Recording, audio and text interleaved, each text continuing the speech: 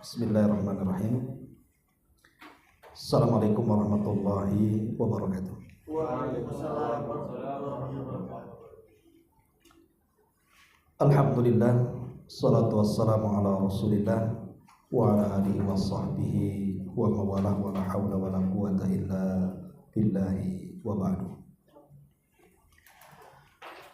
Alhamdulillah, di siang hari ini saya baru tahu kalau jadwalnya pukul 2.00 karena WA yang sampai jam 1.30. Jadi saya minta maaf mengganggu jadwal makan. Jadi mengaji sambil lapar, saya insya Allah lebih masuk biasanya. Iya, sama-sama laparnya masalah.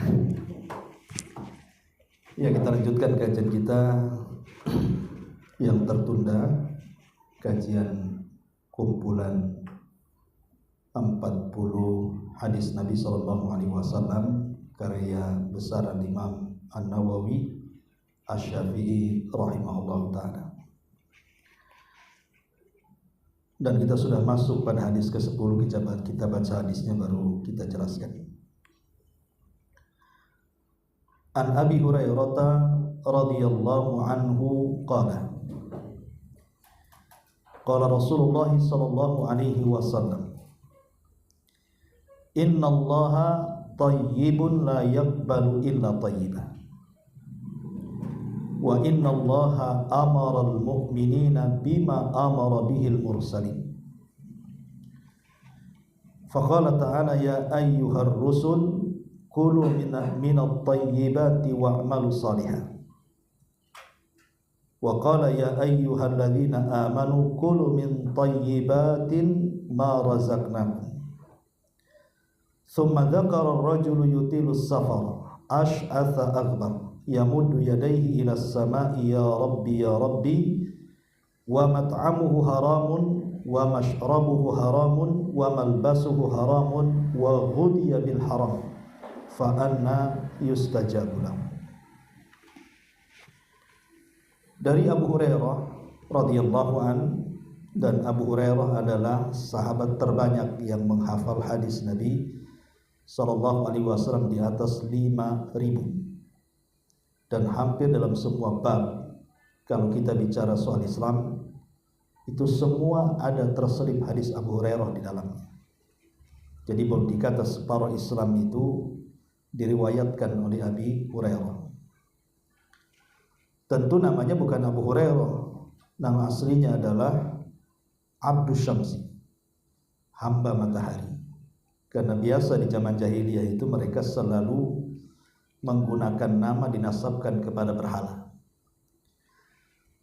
Tetapi setelah masuk Islam, maka Nabi SAW memberi nama dengan nama Islam, diganti dari Abdus Syamsi menjadi Abdurrahman ibn Sakhar. Dan begitu sunnahnya kalau ada mu'alaf yang masuk Islam dan namanya itu terkesan nama agama dia, maka kalau masuk Islam diganti dengan nama Islam. Tetapi karena dia suka kucing, bukan kucing garong ya, kucing kecil, makanya Hurairah itu kucing kecil. Kalau Hirrah itu kucing garong. Jadi kalau Abu Hurairah berarti penyuka anak kucing. Dan tidak mengapa kita juga suka dengan kucing. Tapi karena kucing ini juga najis kotorannya, najis kencingnya, maka harus hati-hati. Sebaiknya kalau merawat kucing ya di teras sajalah, jangan seperti saya lihat di YouTube itu sampai tidur sama-sama kan itu ya. Ada orang tidur sama kucing tidak mau sama suaminya. Ini kan masalah ya kan. Kita tidak tahu, mungkin dia habis berak, habis kencing, naik pula ke tempat sholat, ke tempat tidur kan, jadi bahaya ibadahnya. Sementara syarat dari diterimanya ibadah itu harus suci tempat. Boleh artinya menyukai kucing, tapi jangan anjing, karena anjing itu selain juga haram, kalau merawatnya itu setiap hari dikurangi pahalanya sebesar gunung Uhud. Belum tentu satu hari kita dapat pahala segitu, tapi jelas kurangnya gitu ya. Jadi Abu Hurairah radhiyallahu anhu adalah sahabat yang terbanyak meriwayatkan hadis Nabi SAW secara hafalan. Adapun secara tulisan ada lagi sahabat namanya Abdullah ibn Amr ibn As radhiyallahu anhu. Abu Hurairah radhiyallahu anhu meriwayatkan sebuah hadis dari Nabi sallallahu alaihi wasallam, "Innallaha thayyibun, la yaqbalullahu illa thayyiban." Allah itu baik dan tidak menerima kecuali yang baik-baik. Jadi Allah Subhanahu wa taala itu maha baik dan tidak menerima kecuali yang baik-baik. Maka berilah yang terbaik untuk Allah Subhanahu wa taala. Kalimat la yaqbal, Allah tidak menerima kecuali yang baik-baik. Dalam ibadah itu ada yang diterima oleh Allah Subhanahu wa taala, ada yang tidak diterima. Boleh jadi mungkin tidak diterima karena kurang syarat-syaratnya, atau mungkin melanggar rukun-rukunnya sehingga tidak diterima dan harus diulang. Seperti sholat tanpa wudhu tidak diterima sholatnya sampai dia berwudhu. Atau ketika sholat wajib sanggup berdiri malah duduk, tidak sah sholatnya karena berdiri dalam sholat wajib itu hukumnya rukun. Lain kalau sholat sunnah hukumnya sunnah saja. Tetapi diterimanya amal juga ada dua macam. Jadi ada yang diterima dengan diberikan pahala, ada yang diterima tanpa pahala tapi diterima sholatnya. Contoh umpamanya Anda sholat tetapi dalam sholat itu seolah-olah tidak sedang sholat. Jadi dari awal sholat sampai akhir sholat itu seolah-olah tidak sedang sholat. Boleh jadi mungkin kepikiran habis bertengkar dengan pasangannya, bertengkar dengan istrinya, bertengkar dengan suaminya, jadi ke bawah sholat. Merencanakan ngomong apa di sholat ya. Atau mungkin kepikiran bisnisnya, kepikiran hutangnya, kepikiran mau safar, banyak perkara yang dipikirkan sehingga ketika takbiratul ihram itu loh tahu-tahu salam aja nih, gimana ceritanya. Lah apakah kemudian sholatnya ditolak? Tidak diterima. Tapi sholat seperti ini tidak dapat pahala, tidak perlu diulang maknanya, sah sholatnya. Tapi apakah dapat pahala atau tidak ya urusan Allah kan begitu. Tapi yang jelas orang sholat seperti ini tidak akan dapat pahala ya, karena sholatnya tidak ada khusyuk dan tidak ada ketumakninahan, jelas akan mengurangi pahala dia. Seperti mamanya contohnya orang yang datang ke dukun, itu kan sholatnya 40 hari tidak diterima. Seandainya dia sholat, sah sholatnya, tapi tidak dapat pahala dia ya. Jadi diterima sebuah ibadah di hadapan Allah itu boleh jadi hanya diterima tapi tidak dapat pahala, tapi juga ada yang diterima dan mendapatkan pahala. Itulah kalimat la yaqbal illa thayyiba. Allah tidak menerima kecuali yang baik-baik, di mana selain diterima juga dia dapat pahala. Karena di zaman dulu kita dengarlah, kalau kita dulu dengar nonton film Robin Hood ya kan, itu kan mencuri barang-barang uang kemudian disedekahkan kepada fuqara dan masakin. Kan ada tuh cerita kayak gitu ya. Apakah kemudian diterima seandainya Robin Hood itu muslim? Apa diterima tuh ibadahnya Robin Hood? Dia kan mencuri, diberikan kepada fuqara masakin, zahirnya kan bagus. Tapi harta yang disedekahkan kan tidak bagus. Makanya di sini Allah mengatakan innallaha thayyib. Allah itu maha baik, tidak menerima kecuali yang baik-baik. Dari sini menunjukkan bahwa bukan hanya disalurkan kemana harta itu, tetapi juga akan ditanya dari mana kau dapatkan. Karena dari mana itu menentukan kemana. Kalau seandainya ditanya dari mana kau dapatkan harta, dari yang halal, ketika disalurkan ke yang baik berpahala dia. Tapi kalau ditanya dari mana, dari yang haram, kalau disalurkan kepada yang baik berpahala tidak, karena Allah tidak menerima kecuali yang baik-baik. Itu harus dipahami ya. Seandainya kemudian dia punya harta haram, macam mana caranya? Umpamanya dia punya riba, dia nabung di bank, otomatis ada bunganya. Bunganya wajib diambil, jangan tidak diambil. Alasannya riba, ngapain diambil? Jangan, itu sama dengan memberi riba kepada orang bank. Ambil ribanya. Berarti kalau mengambil uang riba berarti ada uang haram itu di dalam diri harta kita. Bagaimana caranya? Maka kita harus berlepas diri daripada uang riba itu dengan cara meniatkan membersihkan harta. Tapi bukan disedekahkan, tidak niatnya, hanya membersihkan harta. dia dapat pahala itu karena ada niat ingin membersihkan hartanya, bukan karena ingin sedekah, karena sedekah dari uang haram tidak akan diterima. Seperti kisah Robin Hood tadi jadinya. Ya, jadi kalau ingin membersihkan harta yang sudah ada pada diri kita, maka selamatkan dengan cara membersihkan harta. Atau umpamanya dulu pernah dapat judi online atau judi togel, dapat banyak dia. Satu hari dapat togel diceramai kiainya, sadar dia. Kemana nih uang ini? Apa disedekahkan? Tidak akan diterima sedekah itu. Caranya apa? Dengan cara dilepaskan. Ya, dilepaskan itu bukan dalam rangka sedekah, tidak.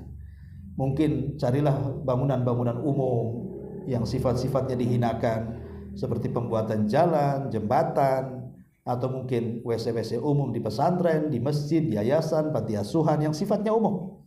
Ya, dan niatnya bukan sedekah, ingat. Niatnya itu membersihkan harta. Di situ letak pahalanya.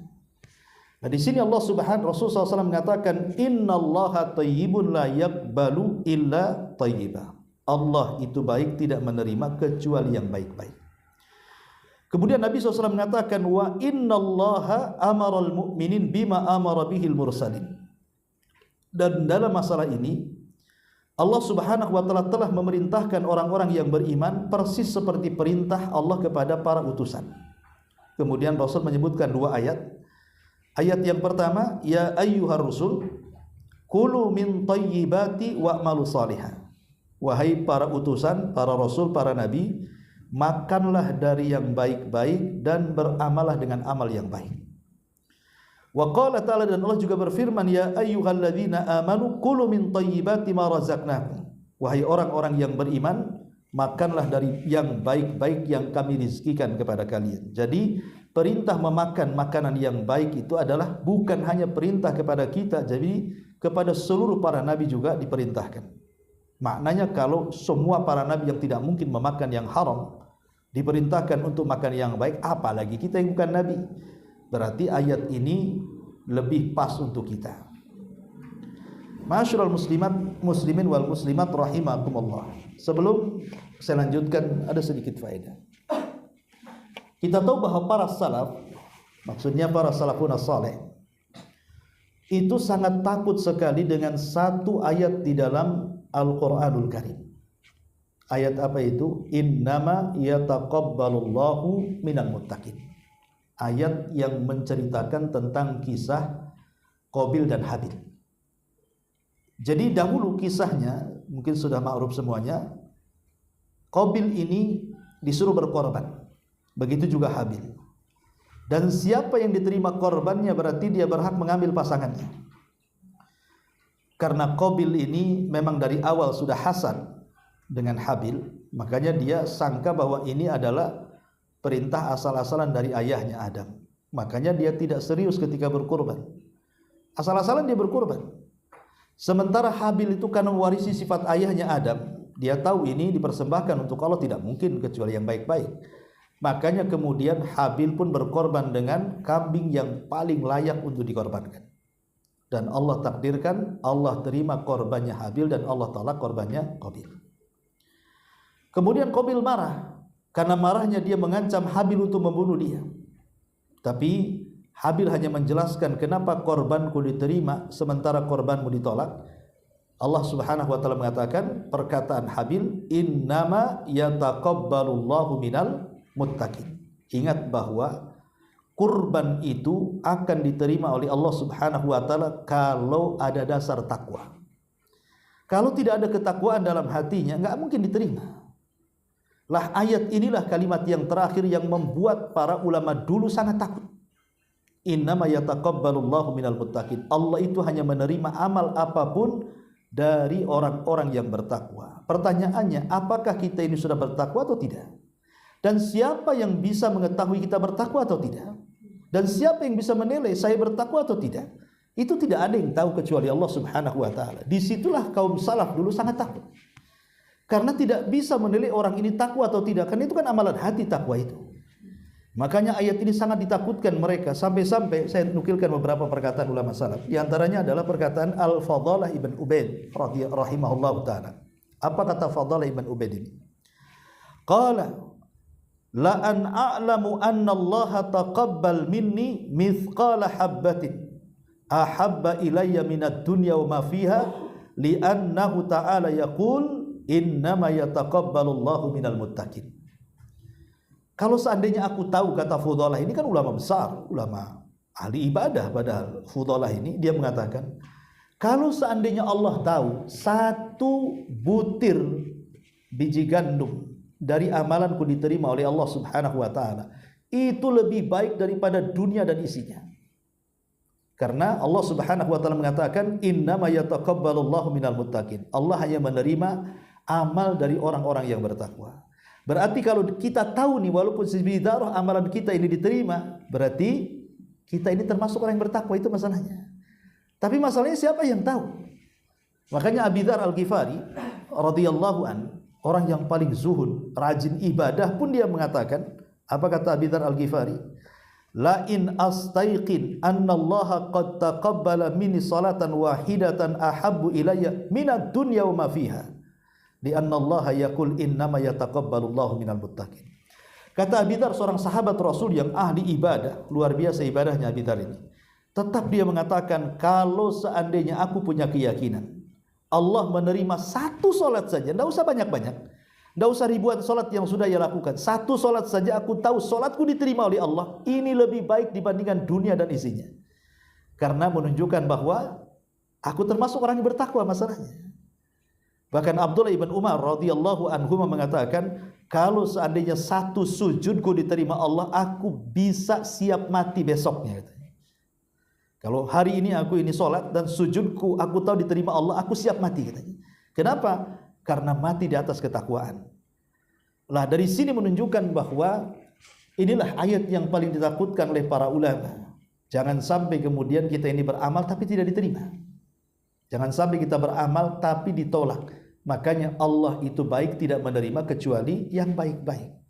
Dan Allah itu baik secara namanya, secara sifatnya, secara perbuatannya, dan begitu seterusnya.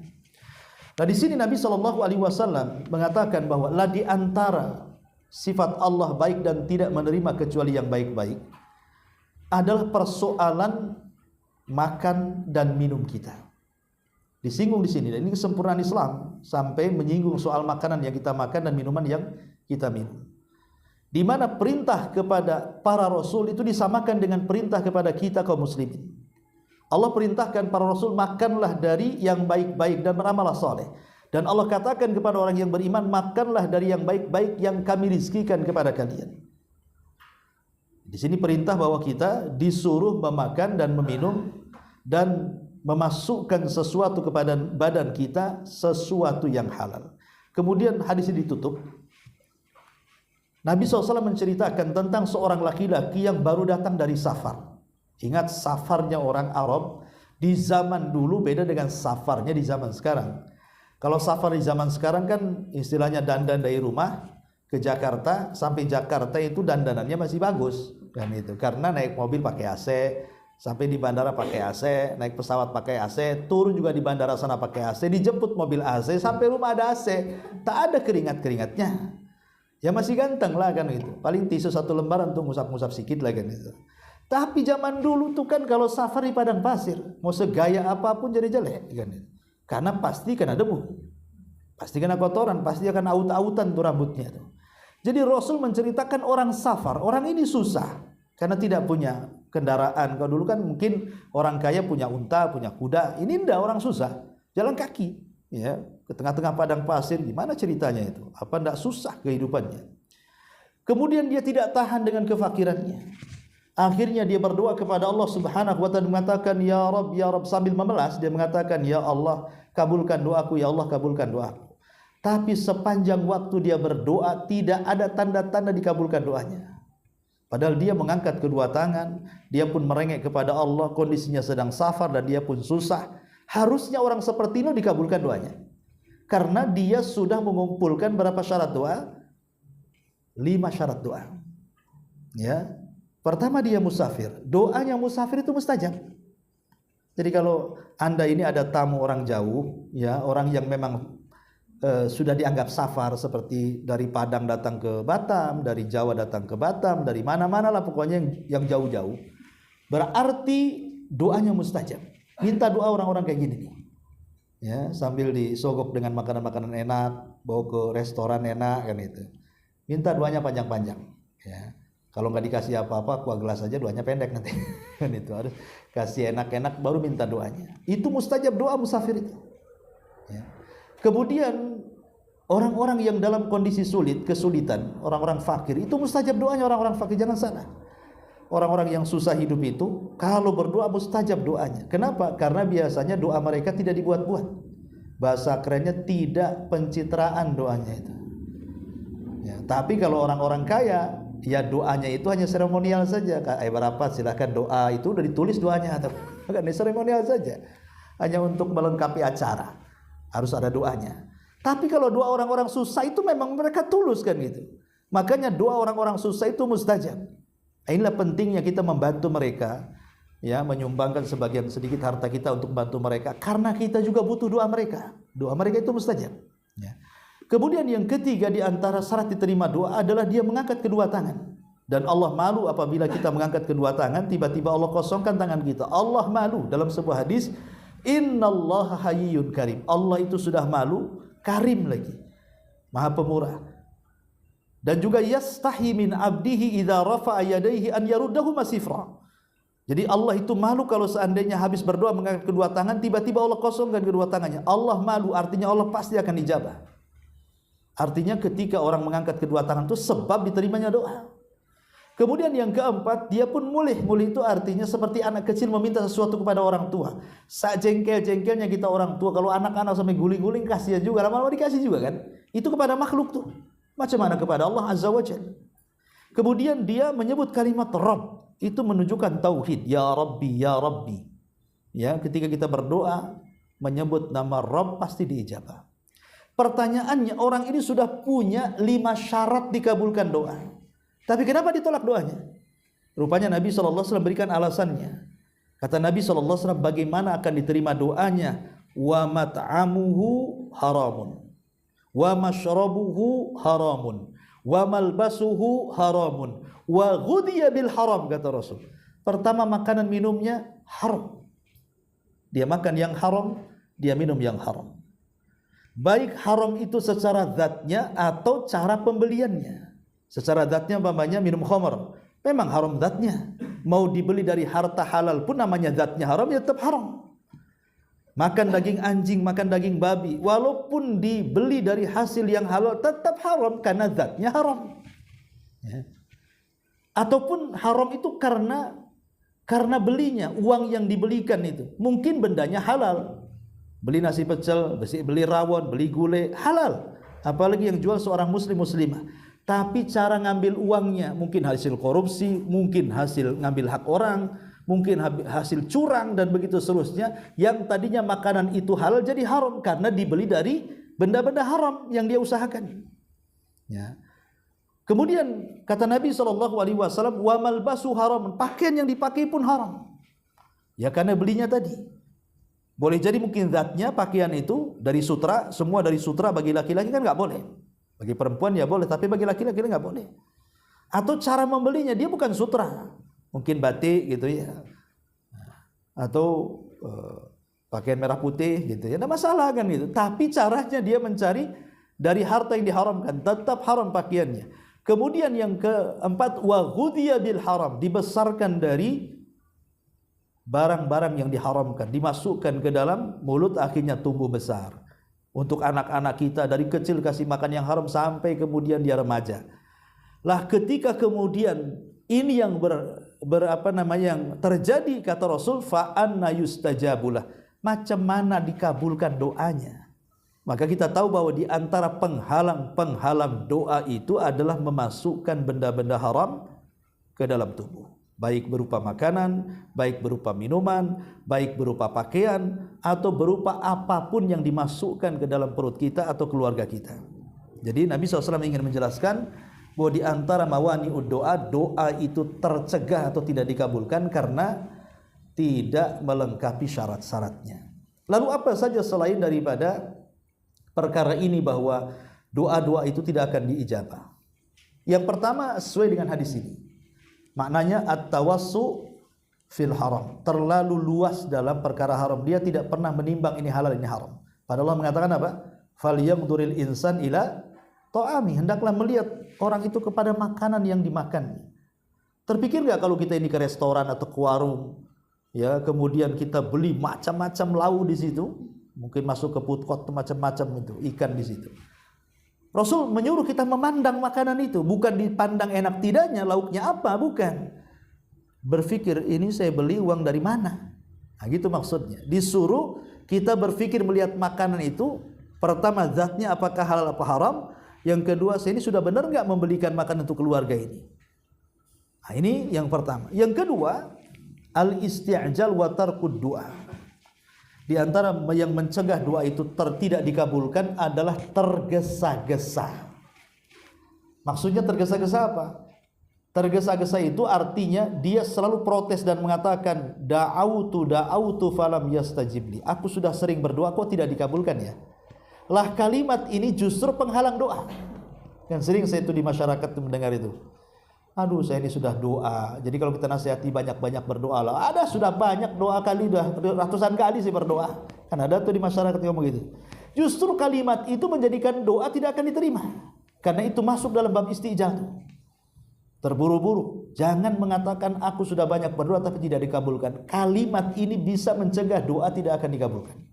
Ini yang kedua. Yang ketiga, ya, bahwa di antara doa yang tidak dikabulkan juga adalah selain daripada istijal, irtikabul ma'asi wal muharramat, terlampau banyak maksiat, ya.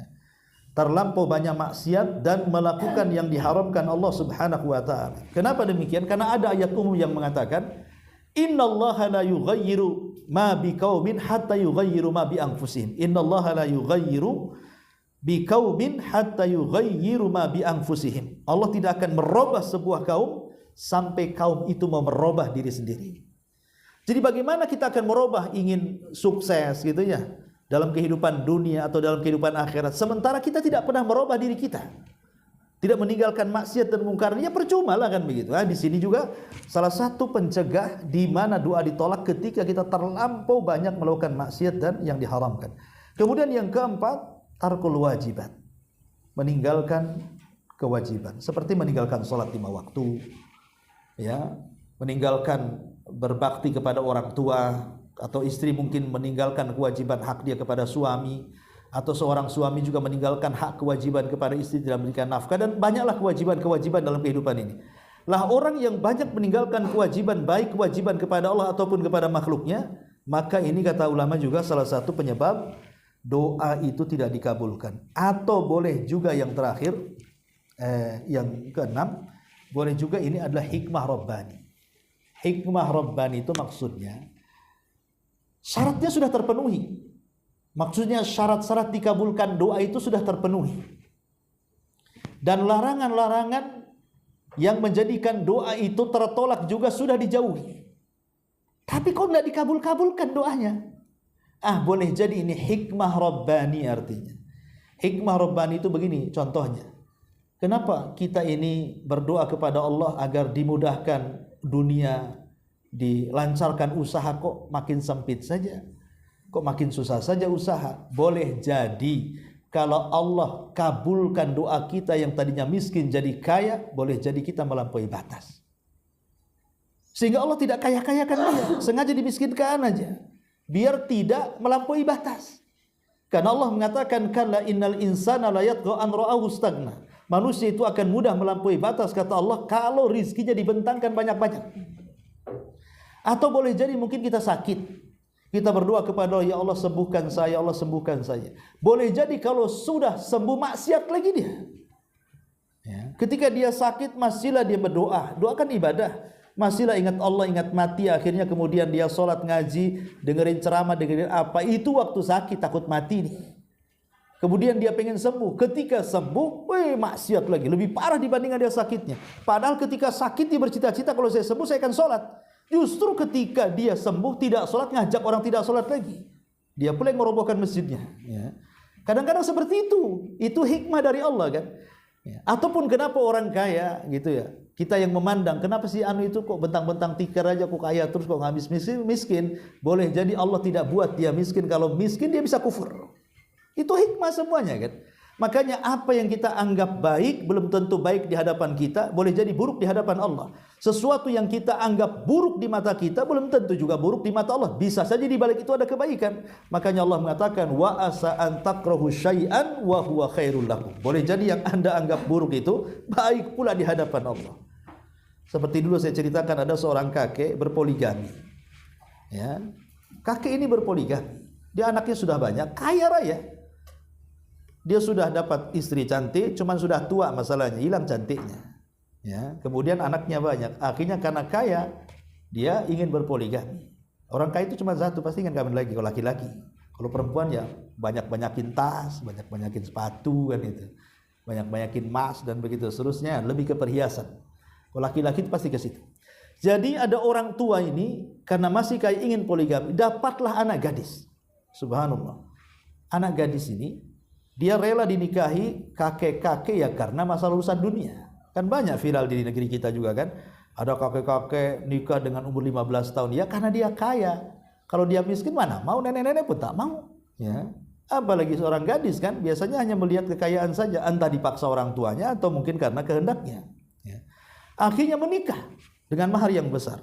Entah kenapa di malam pernikahan itu ketika hendak diajak berhubungan nolak si gadis ini. Entah jijik, entah apa, pokoknya ditolak dan minta dicerai malam itu juga. Ya gimana sang kakek ini? Itu yang diharapkan, pengen nikah, pengen poligami, sudah poligami, di malam pertama pula si gadis minta cerai. Karena kasihan ya sudah diceraikan. Akhirnya setiap malam ini si kakek berdoa kepada Allah. Apa doanya? Allahumma rudda ilayya ya Rabb. Ya Allah kembalikanlah gadis itu untukku. Ya Allah kembalikan gadis itu untukku. Tapi Allah tidak kabulkan keinginannya. Rupanya si gadis itu menikah lagi dengan laki-laki lain, tapi tidak dipoligami. Tapi masalahnya yang menikahi juga sama juga kakek-kakek, jadi spesialis kakek-kakek rupanya. Jadi dia dapat kakek-kakek juga, tapi tidak dipoligami. Selang 1 hari menikah dengan suaminya yang baru, rupanya dia sakit payudaranya. Ketika kemudian didatangkan ke rumah sakit, rupanya dia kanker payudara sebelah kiri. Dan kata dokter mengatakan ini sudah akut, harus dioperasi. Coba bayangkan, suami kedua ini tidak merasakan nikmat dengan istri pertamanya kan? Karena di hari H-nya sakit dia. Belum digauli sudah sakit. Ya namanya suami harus bertanggung jawab lah karena sudah jadi istrinya. Akhirnya ya diobati. Sampai berbulan-bulan dirawat di rumah sakit. Sampai koma. Kemudian Allah takdirkan sembuh. Tapi hilang payudaranya kalau dioperasi. Allah takdirkan setelah sembuh rupanya kankernya sudah merembet ke payudara yang sebelah kanan. Kata dokter harus dioperasi juga. Akhirnya dioperasi, koma lagi sampai 2 tahun lebih. Habis nih kekayaan si suami baru ini hanya untuk mengobati istrinya. Akhirnya bankrupt dia. Ujung cerita endingnya meninggal juga si gadis itu. Coba bayangkan, kalau seandainya doa si kakek yang pertama, ya Allah kembalikan gadis itu kepadaku, kemudian Allah kembalikan, kira-kira apa yang terjadi? Bisa habiskan duitnya itu untuk mengobati istri yang kedua saja kan? Dia punya anak, punya istri yang pertama, tapi Allah tidak kabulkan kan? Kenapa Allah tidak kabulkan? Boleh jadi yang dianggap buruk oleh si kakek ini baik di hadapan Allah kan? Sebab kalau dikembalikan begini dicarinya, habis duitnya untuk mengobati orang kan? Itu salah satu contoh bahwa jangan pernah menganggap sesuatu yang buruk itu buruk. Karena tidak ada keburukan yang 100% sebagaimana tidak ada kebaikan yang 100%. Di balik keburukan itu ada kebaikan, di balik kebaikan itu pasti ada keburukan. Lah dari sini kita tahu bahwa bisa jadi doa tidak dikabulkan itu karena hikmah Rabbani namanya ya. Memang Allah sengaja membuat dia tidak dikabulkan karena ada kebaikan untuk kita. Yang kita tidak tahu. Kan Allah yang menciptakan kita, dia yang tahu maslahat kita. Bahkan dia lebih tahu daripada kita. Dari kita diri sendiri sih kita tidak tahu masalah kita apa, tapi Allah tahu. Makanya terkadang ada beberapa doa itu yang sengaja Allah tidak dikabulkan di dunia. Karena hikmah Rabbani gitu maksudnya ya. Ada hikmah Rabb Allah Subhanahu wa taala. Adapun tentu sebagai muslim, ya doa itu tidak ada ruginya. Doa itu tidak ada ruginya. Dikabulkan ataupun tidak pasti dikabulkan. Cuma namanya doa itu kan pengabulannya ada cash. Hari ini berdoa 1 minggu tahu-tahu sudah dikabulkan. Banyak hutang. Tahu-tahu kita berdoa, ya Allah lunasi, tahu-tahu adalah durian jatuh ke kepala tuh. Bukan beneran durian ya. Ya itu istilah, tahu-tahu dapat rezeki nomplok. Akhirnya terbayarlah hutang itu. Ada yang Allah kabulkan secara cash. Tapi ada juga cara pengabulannya. Allah Subhanahu wa taala tidak memberikan apa yang diharapkannya, tapi dengan cara lain. Dengan cara apa umpamanya? Mungkin dihindarkan dari musibah yang kalau seandainya dikabulkan permintaannya tidak seberapa dengan musibah yang turun kepadanya. Contoh umpamanya, dia tidak punya rumah. Dia berdoa, ya Allah saya ngontrak 10 tahun ini. Berikanlah rumah kepadaku, mudahkan rizkiku. Tapi juga tidak dikasih-kasih sama Allah. Tetap saja dia jadi tukang bangunan, tetap juga dia jadi tukang ojek, tetap juga ya ibaratnya yang kecil-kecil usahanya dan secara akal mustahil membeli rumah kecuali nyicil. Ya. Rupanya ketika dia sedang di jalan raya, harusnya dia ketabrak. Tapi Allah selamatkan.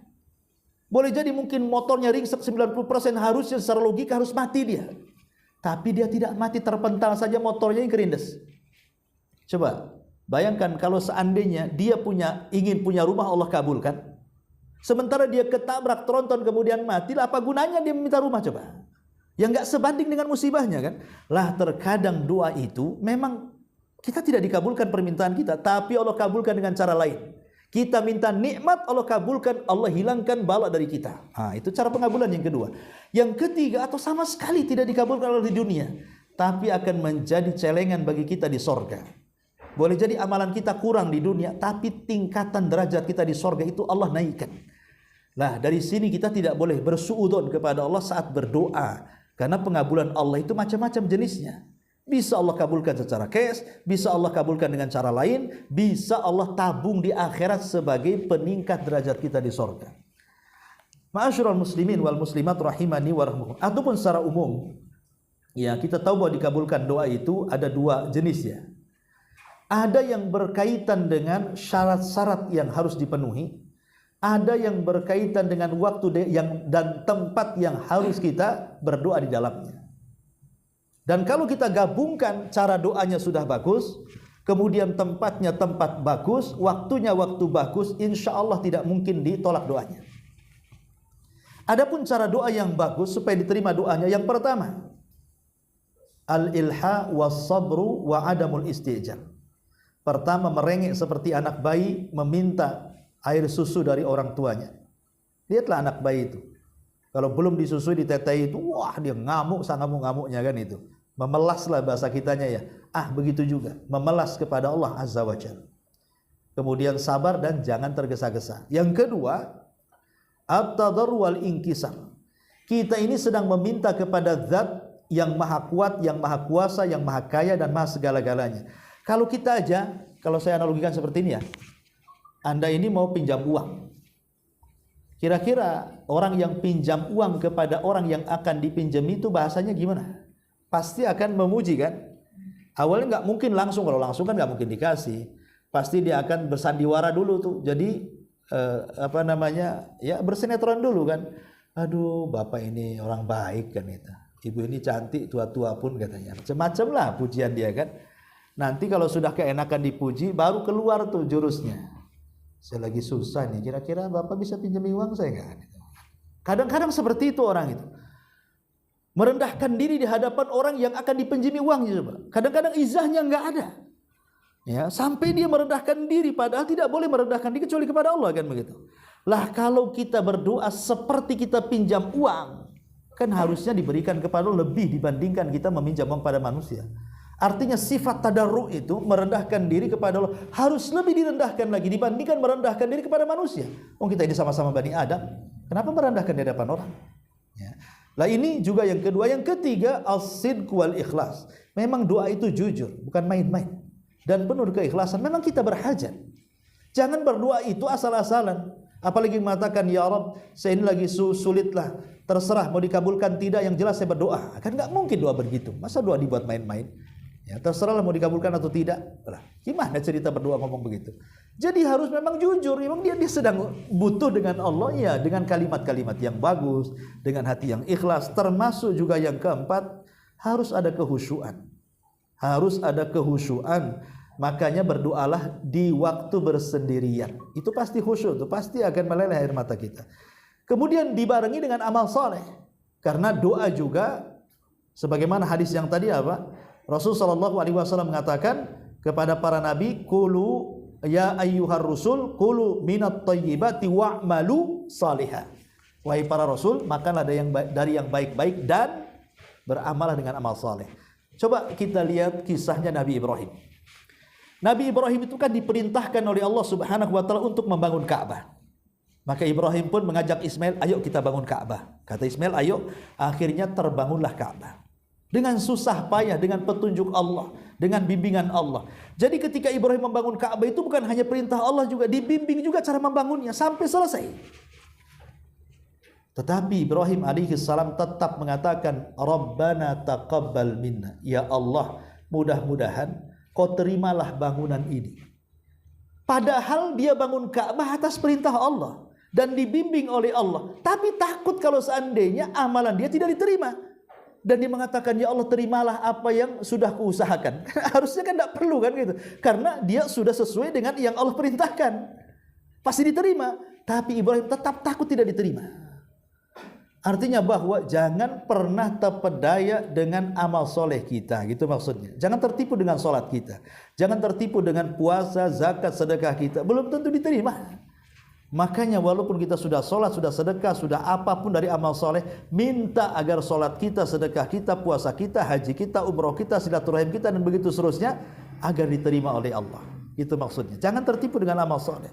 Karena ada orang yang latah mengatakan, saya sudah banyak sedekah, mau apa lagi? Lah, kok bisa ngomong begitu dia?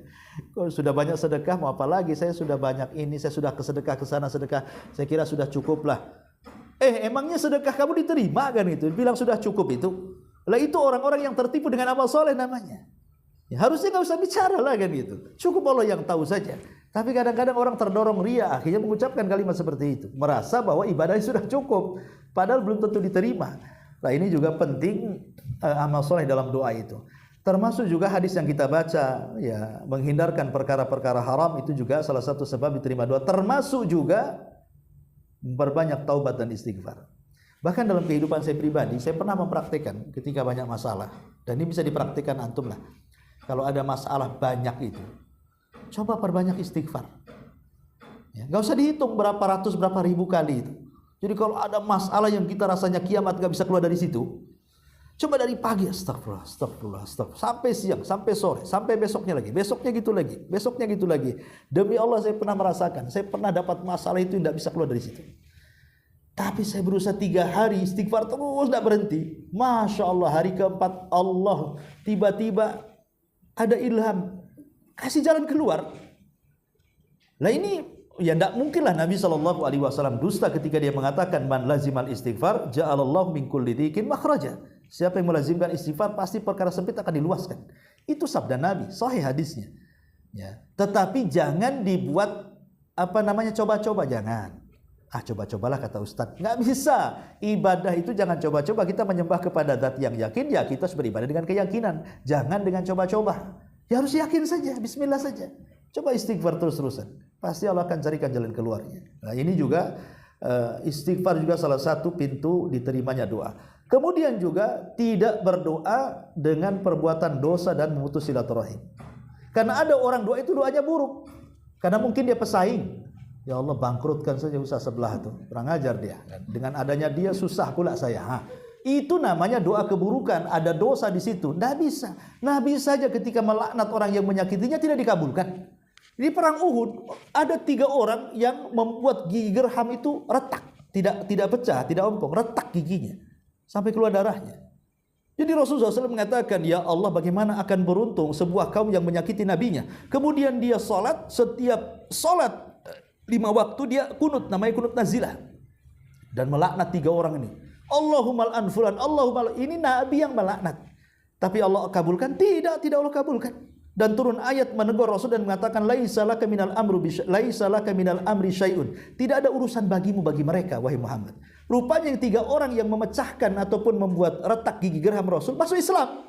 Padahal sudah dilaknat Rasul dalam kunut nazilah itu. 3-3-nya masuk Islam, 3-3-nya baik Islamnya, 3-3-nya mati syahid. Jadi tidak bisa kita ini mendoakan yang di situ penuh dengan perbuatan laknat dan juga dosa, itu alamat tidak akan dikabulkan. Kalau Nabi tidak dikabulkan, macam mana kita kan itu. Kemudian juga yang ke-9, ya tentu kalau ingin lebih dikabulkan lagi, bertawasulah kepada Allah Azza wa Jalla. Tawasul itu artinya kita meminta dengan menyebut nama-nama Allah. Dalam 99 nama Asmaul Husna itu ada nama-nama yang disebut dengan Asmaul Azim atau Ismul A'zam.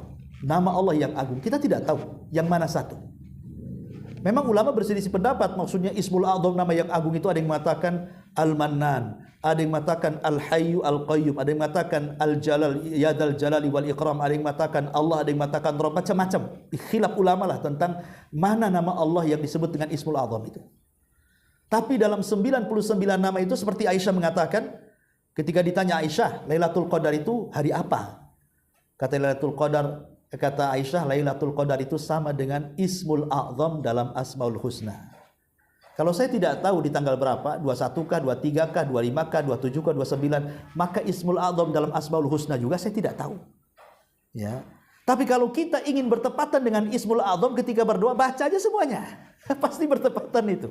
Kalau kita membaca nama Allah yang 99 pasti bertepatan dengan Ismul A'zam, dengan nama Allah yang agung. Apa maksudnya Ismul A'zam itu? Rasul mengatakan idza du'iya ajab wa idza su'ila a'ta. Siapa yang bertepatan dengan Ismul A'zam dalam Asmaul Husna ketika berdoa, apabila berdoa dipastikan dikabulkan, apabila meminta dipastikan akan dipenuhi permintaannya. Itu hadisnya seperti itu. Jadi kalau kita ini mendapatkan Ismul A'zam, ya baca aja semua, pasti akan ketemu Ismul A'zam kan. Makanya kenapa Qarun itu kaya? Sebab kaya Qarun itu karena Qarun diajarkan Ismul A'zam. Ya tentu Asmaul Husna di zaman Nabi Musa berbeda dengan Asmaul Husna di zaman Nabi kan begitu. Tapi Qarun itu menguasai itu. Makanya dia bisa jadi kaya raya. Sebagaimana Bal'am ibn Ba'ura yang disebutkan di dalam Quran secara tersirat. Kenapa dia jadi ulama besar sehingga doa-doanya dimustajab sampai Bani Israil kalau minta doa itu kepada Bal'am ibn Ba'ura? Karena Bal'am itu menguasai Ismul A'zam. Lah dalam Asmaul Husna itu ada Ismul A'zam yang kita tidak tahu. Baca semua langsung berdoa. Baca, minta.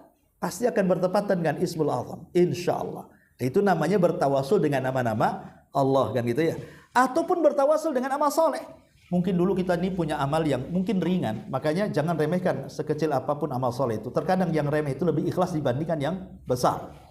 Yang sering saya contohkan, kalau antum infak 1 juta kayaknya kurang ikhlas ya. Tapi kalau infak 2.000 kan ikhlas, karena tidak pernah disebut-sebut tuh. Coba infak 2.000 ke kotak, mungkin sudah lupa infak di mana, saya ngasih sama siapa gitu kan. Tapi kalau infaknya banyak 10 juta, itu walaupun sampai tua saya ingat tuh, saya infak 10 juta di sana. Ya, masih ingat kan? Makanya amal yang ringan itu terkadang itu lebih ikhlas dibandingkan amal besar kan. Tapi bukan berarti infaknya 2.000 terus biar ikhlas, nggak mau 10 juta kan itu. Takut tidak ikhlas, ya itu salah. Maksudnya kalau beramal dengan berat dengan ikhlas, dengan beramal kecil ikhlas ya lebih baik besar kan itu. Tapi maksud saya begini, carilah amal-amal yang ringan, yang itu ikhlas. Ini bisa kita gunakan untuk berdoa dan bertawasul. Umpamanya kita lagi sulit. Kita teringat dulu kita pernah ngasih pengemis gitu kan 2.000. Ya Allah dulu saya pernah ngasih dan rasanya itu lah ibadah saya paling ikhlas tuh. 2.000. Yalah 2.000, cuman enggak ikhlas kan gitu ya. Ya Allah kalau memang itu amalanku terbaik yang paling ikhlas, saya sedang sulit nih sekarang. Tolong hilangkan kesulitan saya. Gitu maksudnya. Itu tawasul dengan amal soleh. Diingatkan dengan amal. Allah tahu sebenarnya, nggak perlu ngomong Allah tahu. Tapi itu bagian daripada adab, nggak apa-apa kita sebutkan ketika dalam doa itu. Ya Allah dulu saya pernah berbuat baik sama istri saya atau sama suami saya dalam kehidupan saya itu. Itulah yang paling baik pelayanan saya umpamanya kan. Itu juga bisa untuk tawasul. Ataupun tawasul dengan orang-orang yang masih hidup dan dia orang saleh minta doanya bisa juga. Tapi ulama mengatakan sebaik-baik doa itu doa sendiri kepada Allah dibandingkan minta doanya orang lain. Dan itu orang awam yang tidak paham, datang ke kiai, datang ke ustaz, tolong doakan. Soalnya doa dia nggak yakin dikabulkan. Padahal doa yang paling baik itu doa kita dengan Allah tanpa perantara.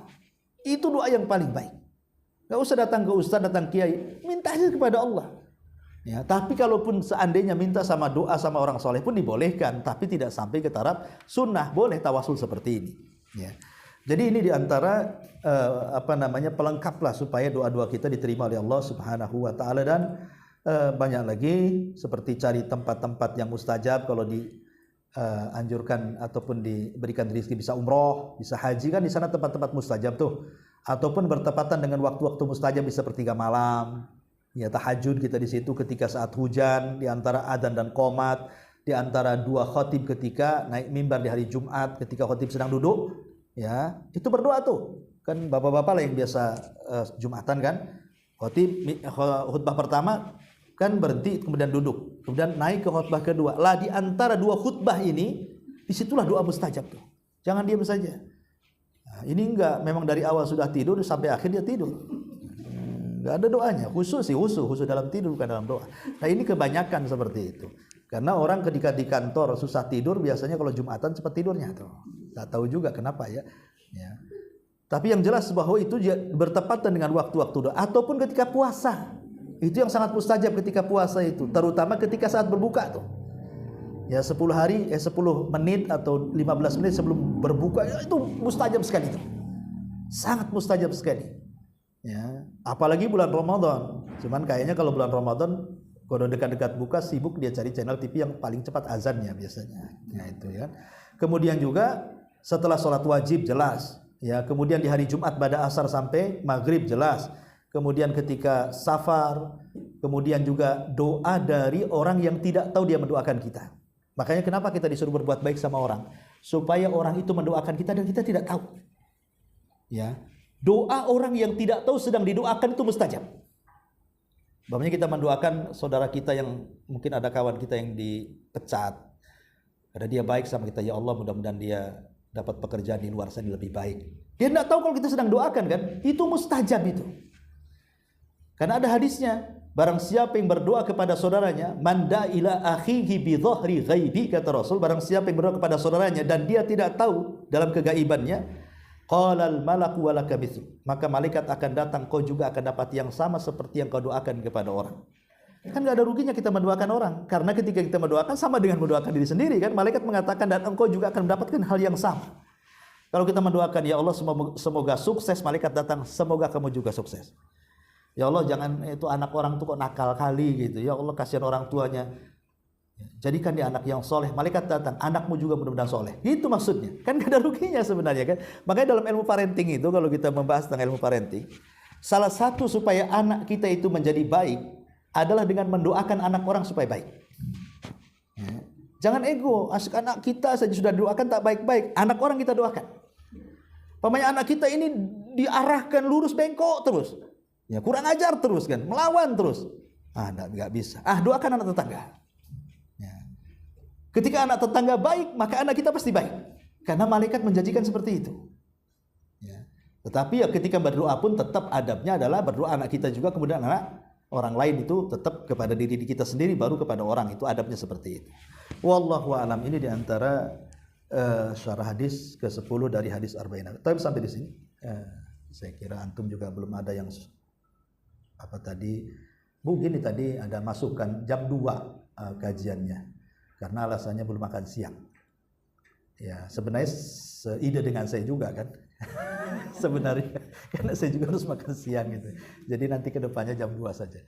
Ya, wallahu alam. Baik, kita bertanya jawab silakan.